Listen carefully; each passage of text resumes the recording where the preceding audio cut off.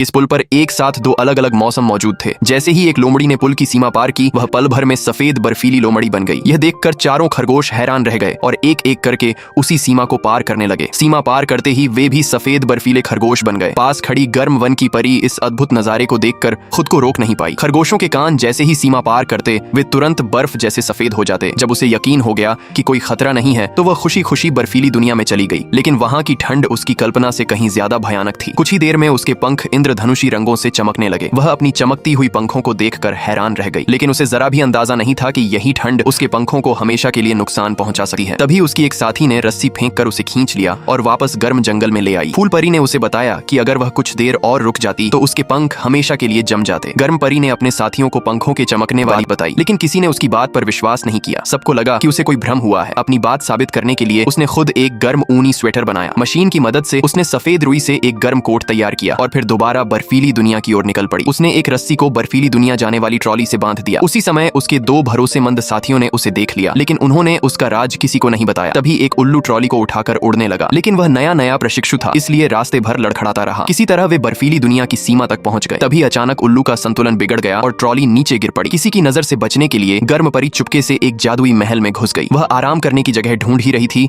कि सामने एक विशाल हिम तेंदुआ दिखाई दिया। घबराकर वह फिसलती हुई एक रहस्यमयी जगह पहुंच गई। अचानक उसके पंख फिर से रंग बिरंगी रोशनी से चमक उठे। उसी समय बर्फ परी के पंख भी उसी तरह चमकने लगे। दोनों ने पहली बार एक दूसरे को देखा और हैरानी से एकदम चुप रह गईं। पास खड़े बूढ़े प्रोफेसर ने यह दृश्य देखा तो वह भी दंग रह गया। सच्चाई जानने के लिए उसने अपनी छड़ी जमीन पर हल्के से टिका दी। अचानक जमीन से तेज रोशनी निकली और एक विशाल बर्फ का फूल आसमान में उठ गया। दोनों परियां उसके साथ हवा में पहुंच गईं। उन्होंने अपने पंख एक दूसरे से मिलाए। तभी आसमान में उनके बचपन की यादें दिखाई देने लगीं। तब उन्हें पता चला कि वे दोनों सगी जुड़वां बहनें हैं। जब सिंहपर्णी के फूलों के बीज उड़ रहे थे, तब एक बीज बर्फीली दुनिया में चला गया और दूसरा गर्म जंगल में। इसी वजह से दोनों बहनें बचपन से अलग अलग दुनियाओं में पली बढ़ी। सच्चाई जानने के बाद दोनों बेहद खुश हो गईं। उन्होंने बर्फीली दुनिया में साथ खेला, बर्फ पर फिसली, घूमी और खूब मस्ती की। बर्फ परी ने अपने दोस्तों से भी गर्म परी की मुलाकात कराई। दोनों बहनों का प्यार हर पल और गहरा होता गया। लेकिन गर्म परी ज्यादा देर तक ठंड में नहीं रह सकती थी, इसलिए उसने खुद को गर्म रखने के लिए आग जलाई, मगर आग की गर्मी से बर्फ पिघलने लगी। अचानक दोनों का संतुलन बिगड़ गया और वे गहरी खाई में गिरने लगे। गर्म परी के पंख उसके कपड़ों में फंसे हुए थे, इसलिए वह उड़ भी नहीं पा रही थी। उसी समय महल की रखवाली करने वाला विशाल हिम तेंदुआ वहां पहुंच गया और उसने दोनों की जान बचा ली। इसके बाद दोनों को बर्फ और गर्म जंगल की सीमा तक छोड़ दिया गया। विदा लेते समय दोनों बहनें एक दूसरे से गले लगकर रो पड़ीं। बर्फ परी ने वादा किया